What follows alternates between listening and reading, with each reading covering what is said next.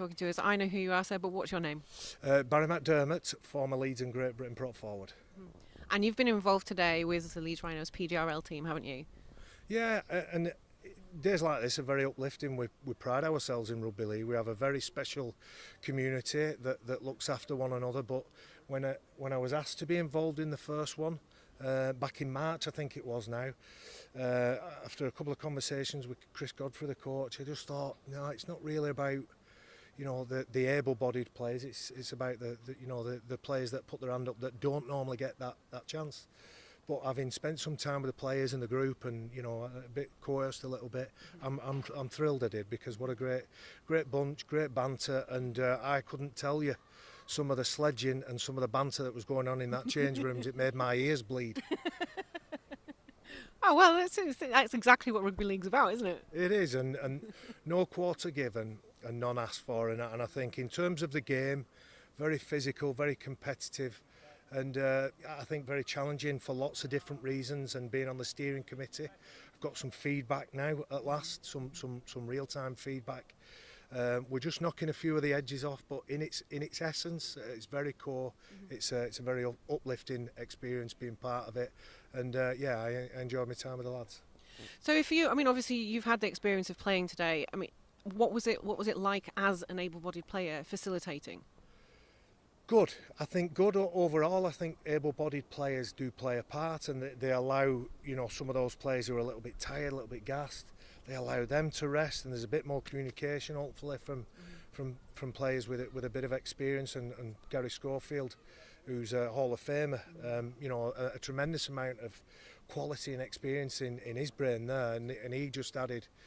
And the players that have played with him will remember that experience for a while. It didn't make a blind bit of difference to the result. And there are able-bodied players, there are physical disability, and I think there's a whole raft in between that we just need to have a real good think about. But, you know, no qualms. Warrington played it in great spirits. Real shame, actually, that Adam Mills, who's been one of the driving forces of PDRL, took a bit of a knock and a bit of a bang. Just in that corner there, so touch wood, hopefully he's okay. But yeah, he's been a big, I think, advocate, big voice, and very powerful to see his presence here today. As someone that is regularly on Sky TV with the Super League, do you think that we could see this have a television or media kind of like on the TV or the radio on a regular basis? Of course.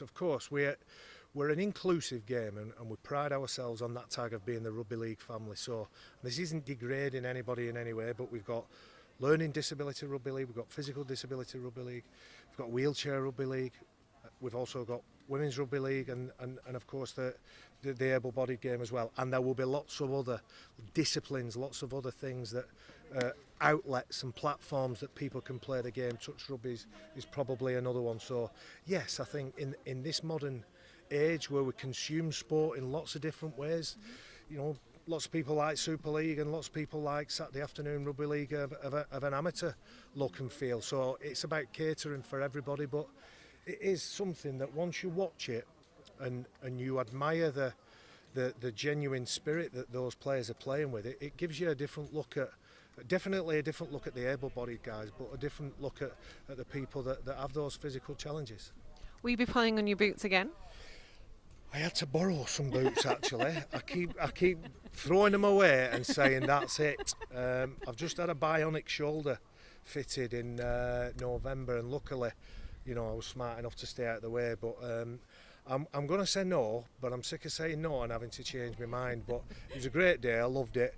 I'm not in no desperate rush to do it again. But I was asked to play in a touch and pass charity match in July, so I'll be a liar if I said no. It'd be nice to see you on the pitch on the 20th of July, I think. Ooh, that was a trick question, wasn't it? It was a trick question, so I might just be an encourager, and if you know, somebody who stands back and watches. But no, great day, and there was a good crowd turned up, and everybody was encouraging and applauding good play. It's fantastic to have you on board, and thank you very much for talking to us. Thank you very much. Thank you.